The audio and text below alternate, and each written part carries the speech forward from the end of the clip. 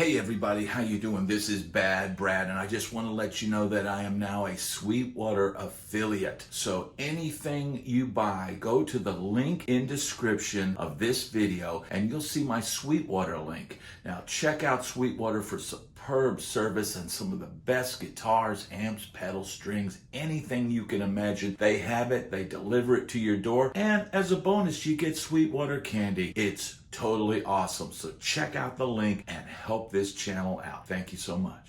Hey, how you doing everybody? It's Bad Brad, and I want to talk to you today about bands faking it at their shows. You know, this whole thing of backing tracks, and we know that bands have been supplementing tracks for a long time, and I'm going to get into my experience being in a touring band that was using backing tracks, what I thought about it. So this is a really important video.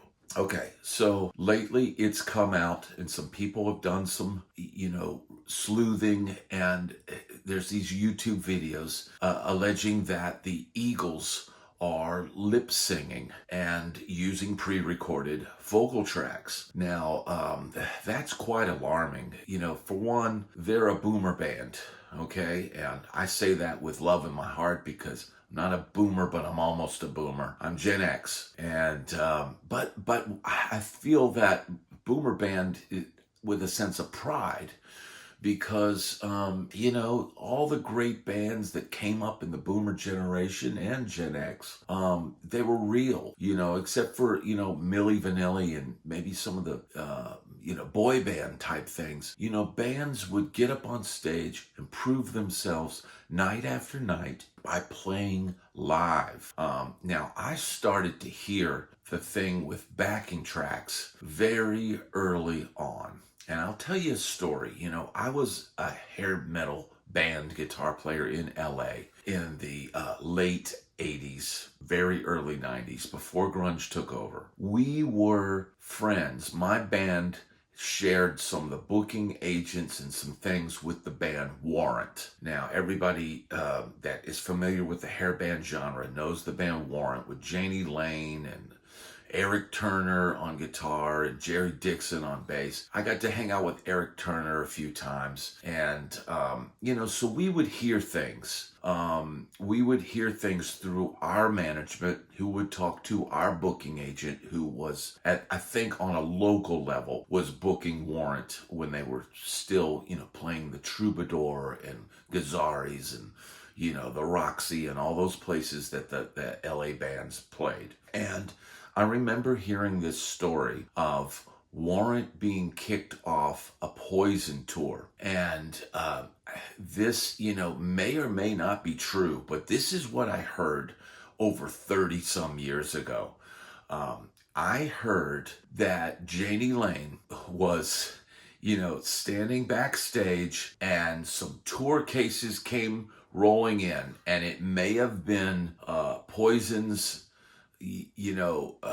recording or playback devices, which you can imagine back in 1980 something. This was, just at the late 80s. And I'm talking like, I didn't get to LA till like 86. So by the time I was playing in a hair band, it was 89, 1990.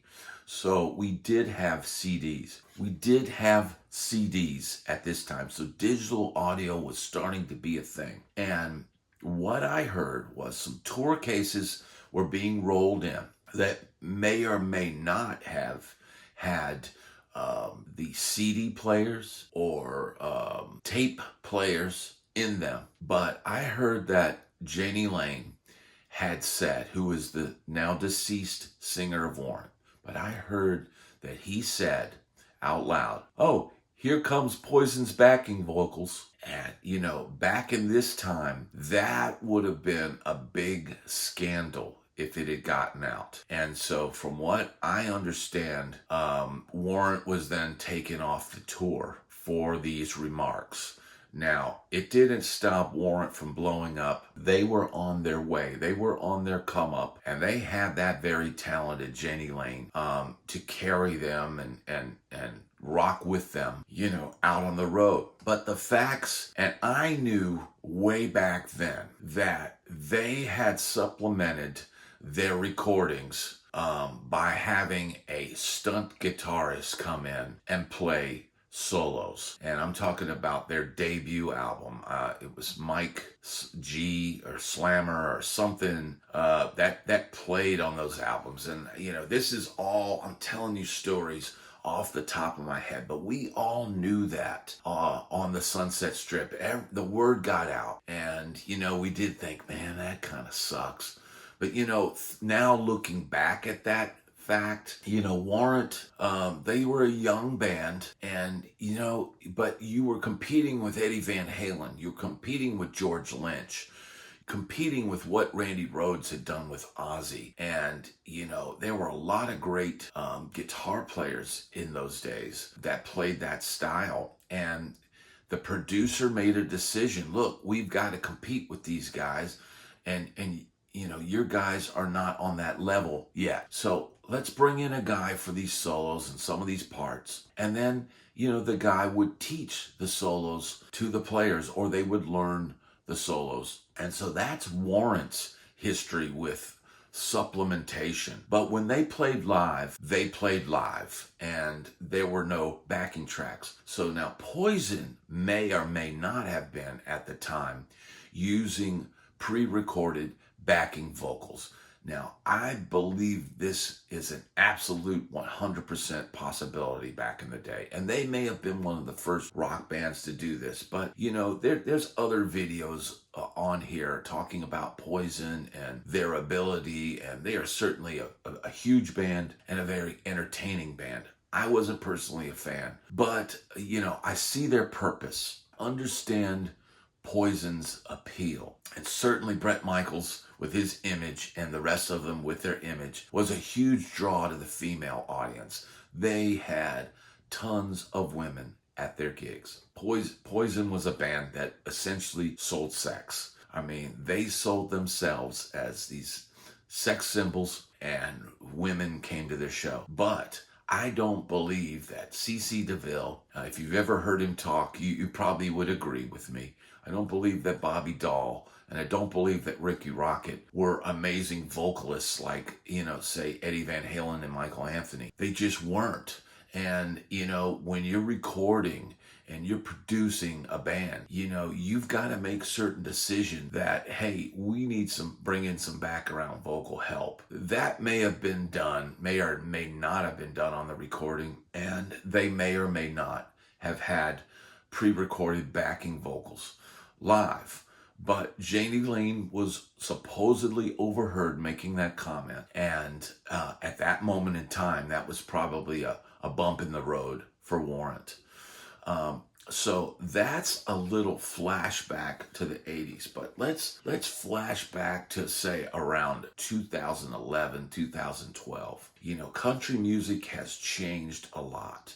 And I have toured with a group that used backing tracks. Now, they didn't use backing vocals, but they did supplement the band with backing tracks. And, it didn't start out that way. It started out with, having just the drummer with a pad and just occasionally hitting, a sound or a little loop. But it became, with the production that the producers would put in, that we couldn't reproduce that sound with two guitars and a bass and a utility player.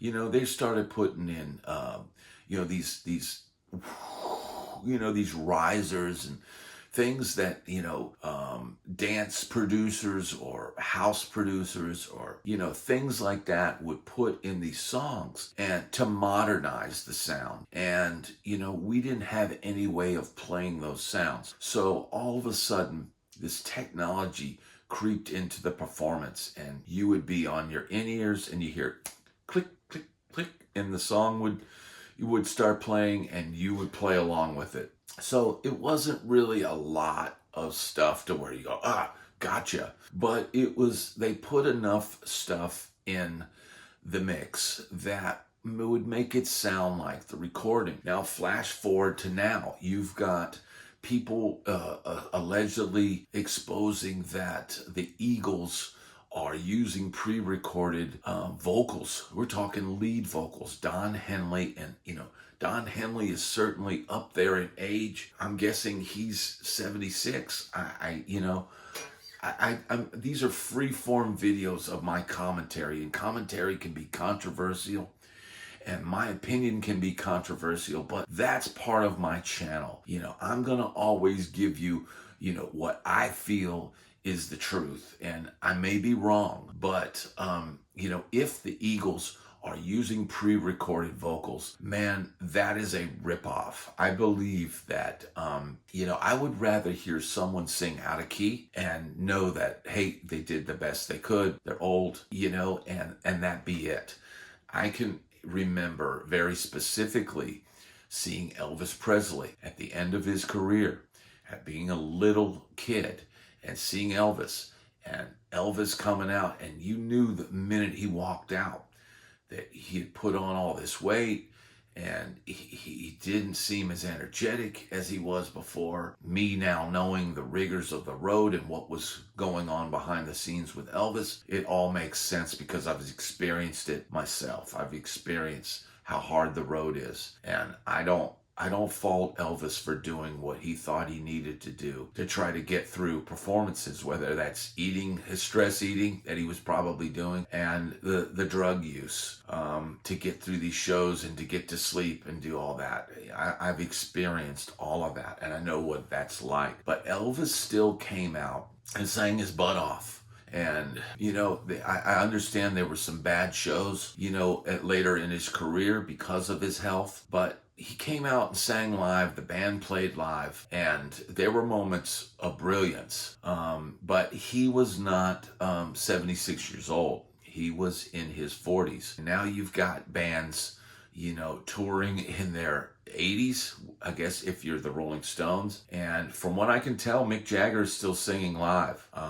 He is a force of nature, and he is not the standard. There are a lot of guys that have, brief flame out careers, and you don't hear from them anymore. You don't see the Kinks out there with the Stones touring. The Who may have put things aside. And I don't know that Roger Daltrey wants to go back out. I think Pete Townsend does, but I think Roger Daltrey realizes, man, I can't keep coming out here and screaming like this. Look at what happened to Steven Tyler. He did a couple shows and did something to his voice, trying to recreate his youth. So I get it. It's very difficult. And I noticed myself, I am 57 years old, and I have noticed on a few gigs where I get thrown into the lion's den and I need to, belt out some old classic rock. And I've noticed some nights where, I don't have the top range that I had back in the day. And so, as performers and aging and all that, I get it. And I've had experience seeing acts that I've opened up for with another group where during sound check, the performer, the lead singer, doesn't come to sound check, and they use a pre-recorded vocal to test the PA. And I think that's completely understandable. If I was a lead vocalist, I'd probably tell them to do that as well.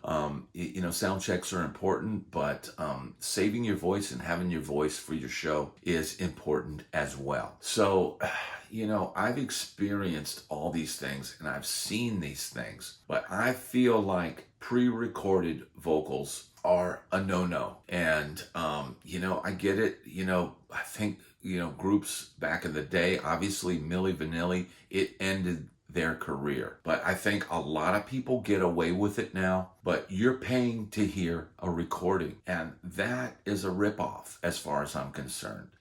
It's with the ticket prices now, and we're talking exorbitant, and it's not just music, sports as well. Ticket prices are through the roof with all the fees and all that. But if you're not getting to hear that person, sing or, talk or do whatever they do, if you're hearing a recording, then in my opinion, you're getting ripped off. And that is not a good thing. So if the Eagles are lip singing, and this is some edict possibly from Don Henley is what people seem to say, because there's clips of Joe Walsh and he on his solo gigs, and he's having some vocal struggles. Then when he plays with the Eagles, he's perfectly in pitch, he's perfectly, so I don't know what's going on here, but I will say this: pre-recorded vocals are a ripoff. That is my opinion. If you'd enjoyed this video, please hit like and subscribe, and I'll see you on the next one.